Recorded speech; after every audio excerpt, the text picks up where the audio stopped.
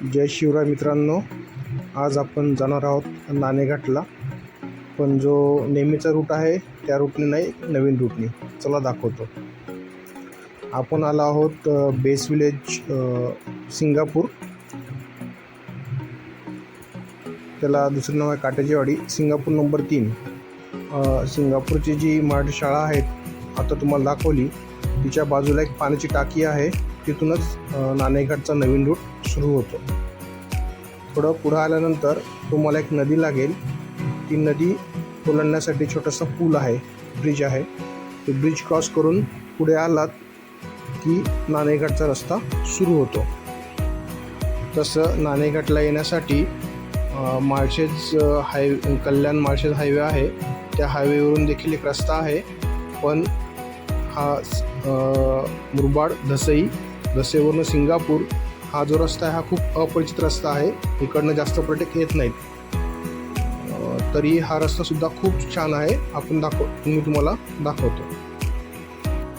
नाणेघाट हा साधारणतः 2000 वर्षापूर्वीचा व्यापारी मार्ग असून तो जुन्नर ते कल्याण या 2 मुख्य शहरांना जोडणारा रस्ता होता. नाणेघाटात पूर्वी एक खूप मोठे रांजण ठेवले होते. त्यामध्ये नाणे टाकून तिथून जाणाऱ्या व्यक्तीस प्रवेश दिला जात होता. म्हणून याचे नाव पुढे जाऊन नाणेघाट पडले. नाणेघाटातून जात असताना तुम्हाला खूप सारे जंगल, ओढे, नदी, नाले खूप आहेत. रस्ता तसा अवघड आहे. जी माळशेज घाटकडनं येणारी वाट जी आहे ती सोपी आहे. पायरी आहेत त्या वाटेवर. आणि ही जी आम्ही वाटेने आलो आहे ती वाट थोडीशी अवघड आहे. जंगल आहे, रॉक पॅचेस आहेत, नदीतून जावं लागतं. थोडं पुढे आल्यानंतर तुम्हाला असा एक धबधबा दिसेल आणि ही टावर दिसतोय तुम्हाला लाईटचा.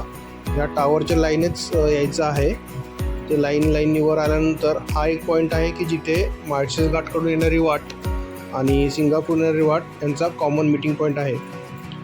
आम्ही आलो तेव्हा खूप जास्त पाऊस होता. त्यामुळं संपूर्ण पायऱ्यावरून धोधो पाणी वाहत होतं.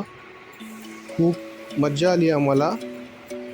धुकं खूप जास्त असल्यामुळे आम्हाला जास्त काही दूरवरचं दिसत नव्हतं.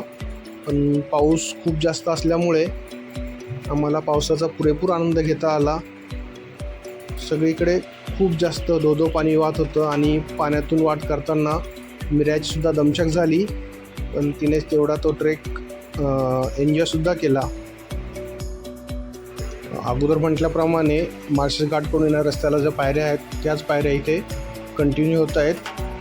आणि थोडंसं पुढे गेल्यानंतर इथे एक छोट्याशा दगडातील खोदलेल्या पायऱ्या दिसतील आणि त्याच्या पुढे छोटंसं एक पाण्याचा टाका आहे. आता आपण तिकडे जाणार नाही आहोत. आपण त्याच्या उजव्या बाजूने सरळ वर जाणार आहोत. आणि आत्ता आपण येऊन पोचलो आहे नाणेघाटच्या मोठ्या गुहेमध्ये. ह्या गुहेचे जे खोदकाम केलेले आहे हे सातवनकालीन खोदकाम असून यामध्ये शिलालेख आढळतात. ही समोर दिसते ही गुहा आहे. धुकं खूप असल्यामुळे जास्त काही दिसत नव्हतं. व्हिजिबिलिटी खूप कमी होती. त्यामुळे आम्हाला जास्त काही एक्सप्लोर करता आलं नाही. गुहेत बसून आम्हाला खूप जास्त भूक लागली होती पावसात भिजल्यामुळे. त्यामुळे आम्ही तिथे मॅगी बनवली आणि मॅगीवर यथेच्छ ताव मारला. नाणेघाटला जुन्नरवरनं डायरेक्ट लोक गाडी घेऊन सुद्धा येतात. त्यामुळे इथे पावसात खूप गर्दी असते. हा आहे नाणेघाटचा